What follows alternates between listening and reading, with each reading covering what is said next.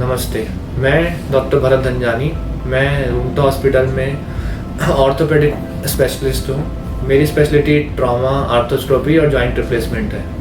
आज हम बात करेंगे फ्रोजन शोल्डर के बारे में, जहाँ कंधा जाम होना जिसको बोलते हैं हम आम भाषा में। इसको पेरी आर्थराइटिस शोल्डर और एडहेसिव कैप्सुलाइटिस भी कहा जाता है। हम बात करेंगे कि फ्रोजन शोल्डर क्या होता है, क्या सिम्टम्स हैं इसके, और हम इसको कैसे ट्रीट कर सकते हैं। तो सबसे पहले तो हम बात करेंगे फ्रोजन शोल्डर होता क्या है। फ्रोजन शोल्डर एक बहुत ही कॉमन प्रॉब्लम है शोल्डर की। ये जनरली डायबिटिक पेशेंट्स में बहुत ज़्यादा होती है। आप सपोज करिए 10 पेशेंट हम देखते हैं फ्रोजन शोल्डर के, उसमें 6 या 7 पेशेंट्स को डायबिटीज़ होती है। तो इसमें हमारे कंधा जाम होना शुरू हो जाता है। इस कंधे के दर्द जो बाजू तक जा सकता है, कंधा नहीं उठना, पीछे नहीं जाना, साइड में नहीं उठना, ये सारे इसके सिम्टम्स हैं। तो एक कंधे का जोड़ हमारा एक बॉल एंड सॉकेट जॉइंट है। एक बॉल होती है जो कंधा में, और एक सॉकेट होता है। तो ये वैसे तो एक थोड़ा सा अनस्टेबल जॉइंट है अगर आप बाकी जॉइंट की तुलना में कंपैरिजन करें, बट लेकिन उसको सपोर्ट के लिए एक कैप्सूल होता है और बाकी मांसपेशियां उसके चारों तरफ होती हैं जो जोड़ को जो स्टेबल रखती है। कहने का मतलब जो बॉल को सॉकेट में स्टेबल रखती है। तो यही इस बीमारी में, फ्रोजन शोल्डर में, यही जो मांसपेशियां और जो कैप्सूल होता है जो जोड़ के कंधे के जॉइंट के आसपास चारों तरफ होता है, वही जाम होना शुरू हो जाता है। वो ज़रूरत से ज़्यादा टाइट होना शुरू हो जाता है। तो अब इसके क्या कारण है? इसके कारण मैंने आपको बताया। ऐसा कोई इसका हम अभी तक ये नहीं बता सकते हैं कि ये कोई पर्टिकुलर कोई कारण है कि कोई चोट लगना या ऐसा कोई, इसका कोई स्पेसिफिक कारण नहीं है। बट डायबिटिक मरीजों में ये चीज़ ज़्यादा होती है।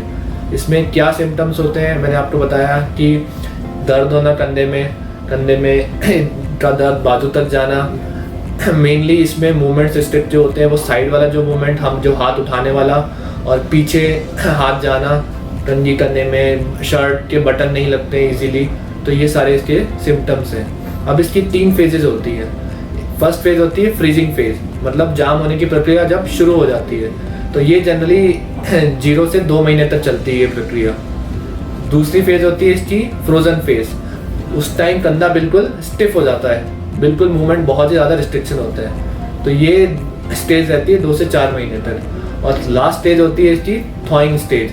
उसमें धीरे धीरे कंधे का जो जोड़ है अपने आप ही धीरे धीरे खुलना शुरू हो जाता है। तो ये प्रक्रिया, ये जो 3 स्टेज हैं, सारे पेशेंट्स में ऐसा नहीं होता है। जनरली 70% पेशेंट्स में ऐसा होता है कि ये चीज़ अपने आप रिकवर हो जाती है थोड़ी बहुत, बट स्टिल वो स्टिफनेस थोड़ी सी जिनको रह जाती है, तो उसके लिए हम ये बाकी ट्रीटमेंट जो अभी मैं आपको कुछ देर में बताऊंगा।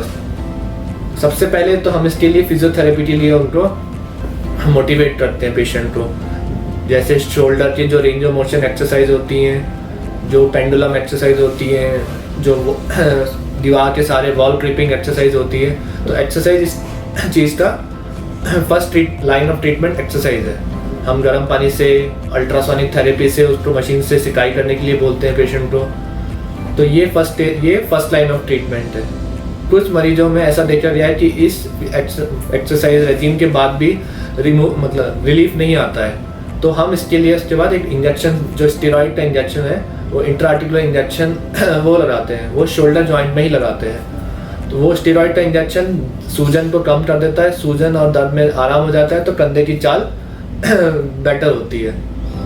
ये इंजेक्शन हम 2 तरीके से लगा सकते हैं। या तो हम इसको ब्लाइंडली लगाते हैं, जैसे ये ओपीडी प्रोसीजर है, हम इसको ब्लाइंडली, शोल्डर जॉइंट को एक टेक्निक होती है लगाने की, उसको लोकेट करके उसी में स्टेरॉइड का इंजेक्शन लगाते हैं। और आजकल मॉडिफिकेशन हो गया है कि हम उसको अल्ट्रासाउंड की डायरेक्शन में भी डाल सकते हैं। उससे रिजल्ट्स उसके ज़्यादा अच्छे हैं कि अल्ट्रासाउंड गाइडेंस में अगर शोल्डर इंजेक्शन लगाते हैं तो उसके रिजल्ट्स, मतलब सही जगह लगने के चांसेस ज़्यादा हैं। इन 2 मॉडलिटी से भी अगर आराम नहीं मिलता है तो लास्ट ऑप्शन है सर्जरी।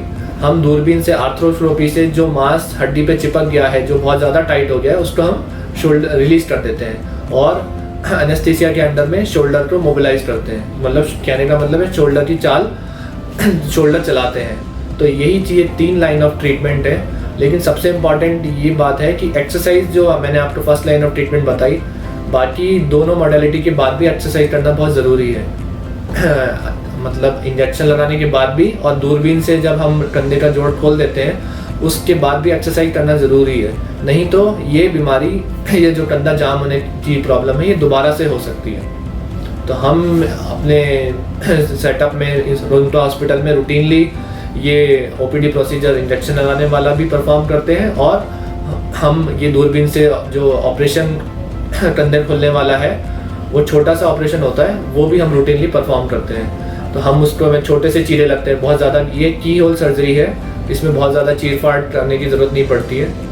तो अभी आपको कोई भी प्रॉब्लम करने से रिलेटेड फ्रोजन शोल्डर, तो आप नीचे दिए गए नंबर पे संपर्क कर सकते हैं, या फिर आप हॉस्पिटल में विजिट करके